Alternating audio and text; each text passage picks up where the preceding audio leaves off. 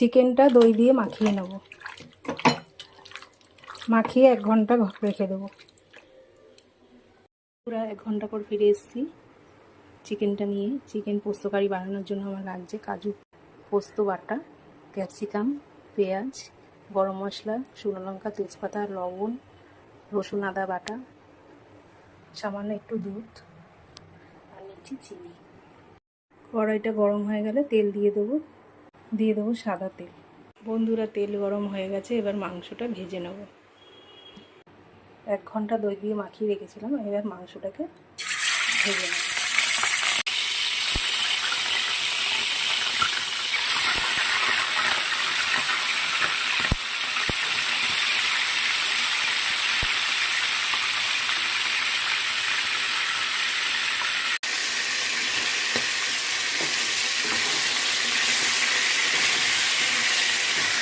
ভেজে নিচ্ছি।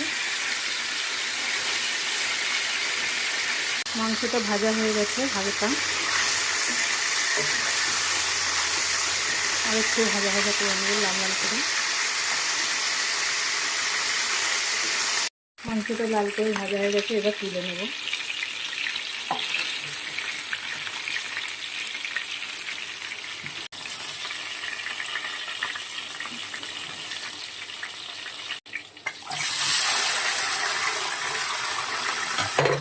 আরেকটা ভেজে নেব। চিকেনটা ভাজা হয়ে গেছে,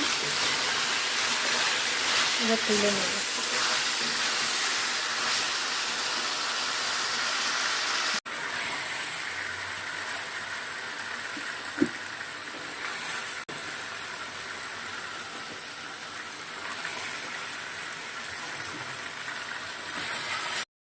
এই তেলের মধ্যে আমি পেঁয়াজটা ভেজে নিয়েছি।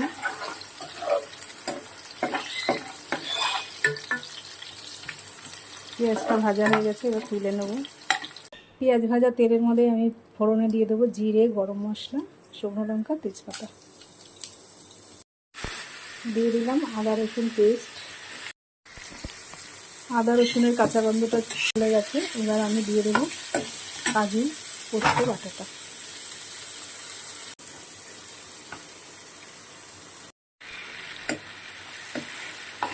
সামান্য লবণ দিয়ে দেবো,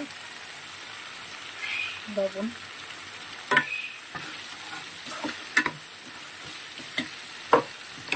একটু চিনি দিয়ে দেবো, চিনি। মাংসটা দিয়ে দেবো।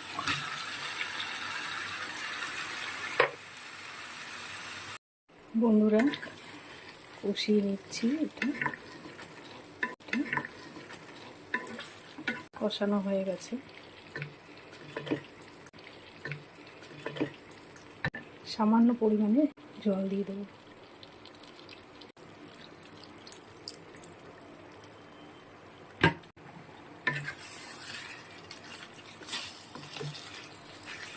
এটা পরোটা বা ফ্রাইড রাইসের সাথে খেতে ভীষণ ভালো লাগবে। আপনারা একবার ট্রাই করে দেখবেন।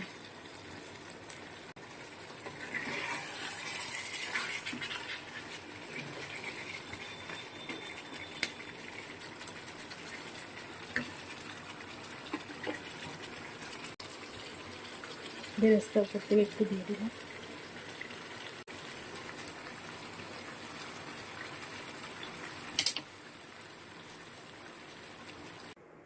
মাংসটা রেডি হয়ে গেছে, এবার একটু বাটার দিয়ে নামিয়ে নেব। বন্ধুরা, আপনারা এভাবে একবার চিকেনটা খেয়ে দেখবেন।